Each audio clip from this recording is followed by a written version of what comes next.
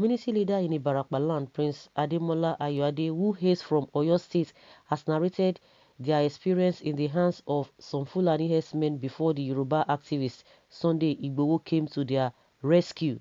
He spoke with his son how the relationship between farmers in Ibarakpa land and the Fulani herdsmen transited from good to bad, bad to worse, and worse to worst.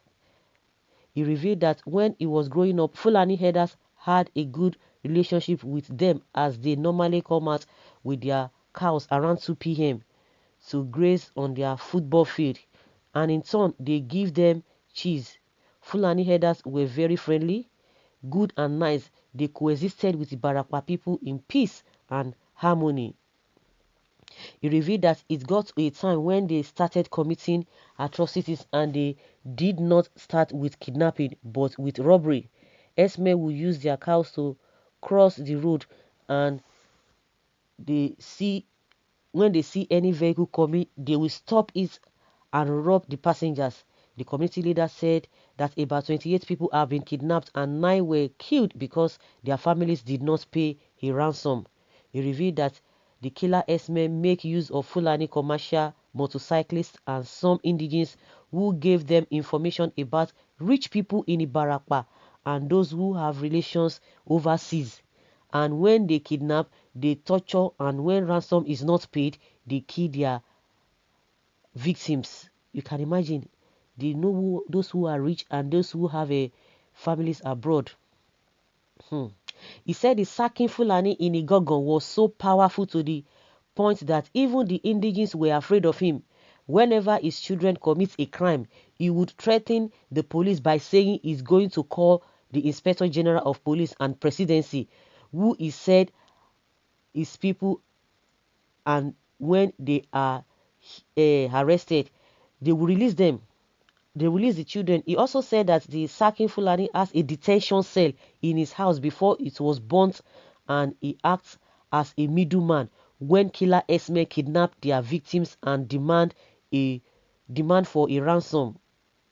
He revealed that they had no option but to seek for help, and that was when they called Sunday Igboho when they heard that he chased away Fulani Igboho and Igbeti to intervene. Sunday Igboho came to our rescue after the government abandoned us to our fate. Sunday Igboho came to study the place, and he was surprised with what he found out as Fulani herdsmen, as they raped their indigenous, those below 14 and even those who are old. He said there was a case of a 65-year-old woman who was raped and also a 70-year-old woman. Having heard this, do you think Fulani herders should still be allowed to stay in these places? You know what? You see the Seriki of I mean, they call them Seriki, I mean, I be Saki or whatever. What do you call them, Seriki? We saw the man, he was crying. He was crying. And so they asked him, we saw him when he was asking him that your people are doing this. He put it to him. Not that there's some people. He put it to him. And the man said, no, it is not good. He said, but why? He agreed to it. He confirmed it himself. And later he was not crying that they did this, they did that. And the government, the presidency, and some people have been saying it, that these people all over, nook and crannies of this country where you have Fulanis, they have access to presidency. And they have shown us, the presidency has shown us that they are behind these people. They are supporting them. All of these cock and bull stories that they are telling us here and there, they are just deceiving themselves. And it's unfortunate that the so-called Loretta Onoche and Festus Keyamu, they are telling us nonsense, saying rubbish that why should we be telling them, saying that all Fulanis are whatever. Yes, 90% of the Fulani Esme, those who are into this, we are talking of those who, we have other people who are into rearing of cow, other tribes. But these people, they are the main people who are doing this job, and the majority of them are inside this. People say the same thing in Oyo State, say the same thing in Ogun State, say the same thing in Imo State, in all the southern eastern parts of the country, in South, they are saying the same thing. They are saying the same thing in all over the place. Even in their own place, we are seeing all of this. You are telling us that we should not paint them. Then why is it that they have not been arrested? This thing has been going on for a very long time. Why is it that the police and the government has not arrested them? A lot of people have been coming out to say that once they get them apprehended, before you know it, they will be released. What are we talking about? And you are telling us that we should not believe this. And they went to go and call all of the Yoruba leaders, the people who are supposed to talk, both the traditional rulers and the politicians. They are all afraid. Some of them, because of their selfish interest, they are not saying anything.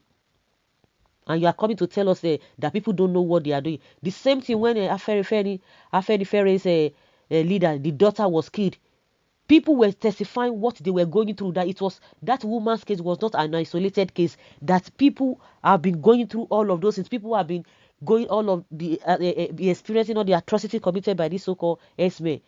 And Tinubu came out and be telling us that how can you be saying this and that? At the end of the day, when those people who killed the woman, when they were apprehended, didn't we know that they were a Fulani Esme?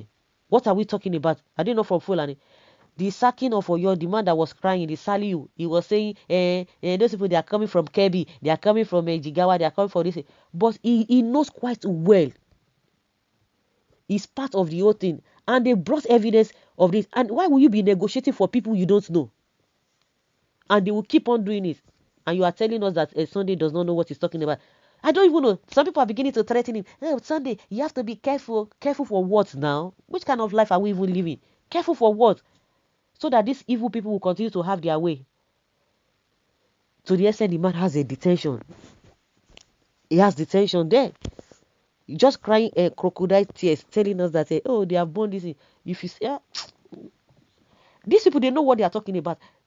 The governor could not do anything. They have to go and resort to this man. And thank God that he has the boldness. Thank God for God's backing, irrespective of anything. Thank God for God's backing. In as much he's doing it on a genuine level. And we are seeing it. The government, all of them, they will not say anything.